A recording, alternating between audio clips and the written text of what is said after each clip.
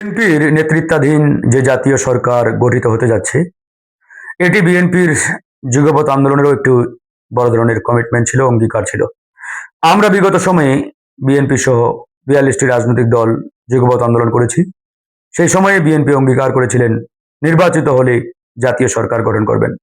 তো ইতিমধ্যে জাতীয় সরকার গঠনের কার্যক্রম শুরু হয়েছে, বিএনপি কার্যক্রম শুরু করেছেন। আমি বিএনপির প্রতি আহ্বান রাখবো যে জাতীয় সরকার গঠিত হতে যাচ্ছে, এটি যাতে ভাইব্রেন্ট এবং উদ্যমী একটি জাতীয় সরকার হয়। এই জাতীয় সরকার যাতে উদ্যমী, ভাইব্রেন্ট তরুণরা জায়গা পায়, কারণ এই সরকারের উপরে বাংলাদেশের আগামী দিনের যে স্টাবিলিটি, স্থায়িত্ব, রাজনৈতিক যে স্থিতিশীলতা, এটা কিন্তু অনেকটাই নির্ভর করে। সুতরাং এই সরকারের উপর একটি বড় ধরনের গুরু দায়িত্ব অর্পিত হতে যাচ্ছে।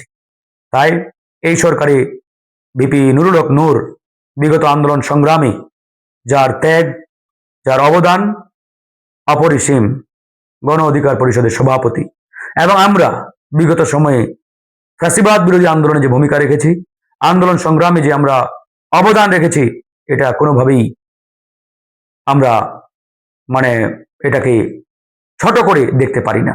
তো সেই জায়গা থেকে বিগত সময়ের সেই ভাইব্রেন্ট, উদ্যমী তরুণ নেতৃত্ব ডাকসুর সাবেক ভিপি এবং গণ অধিকার পরিষদের সভাপতি জনাব নুরুল হক নূরকে আমরা চাই এই জাতীয় সরকারের গুরুত্বপূর্ণ একটি জায়গায় দেখতে।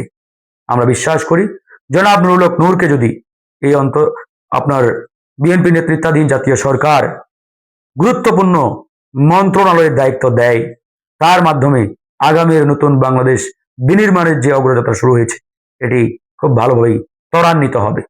তো আমরা আশা করি হয়তো আগামী কয়েকদিনের মধ্যেই সেই জাতীয় সরকার গঠনের রূপরেখা বিএনপি প্রকাশ করবে এবং গণ অধিকার পরিষদের সভাপতি জনাব নুরুল হক নূরকে আমরা গুরুত্বপূর্ণ একটি জায়গায় দেখতে পাবো। আমরা চাই বাংলাদেশের স্থায়িত্ব, রাজনৈতিক স্টাবিলিটি, রাজনৈতিক স্থিতিশীলতা, এবং সকলকে নিয়ে আমরা নতুন বাংলাদেশ বিনির্মাণ করতে চাই। আমরা কোনো রাজনৈতিক প্রতিহিংসা দেখতে চাই না, রাজনৈতিক প্রতিযোগিতা দেখতে চাই, রাজনৈতিক প্রতিদ্বন্দ্বিতা দেখতে চাই, এবং সকলকে নিয়ে নতুন বাংলাদেশ বিনির্মাণ করতে চাই। আল্লাহ হাফেজ।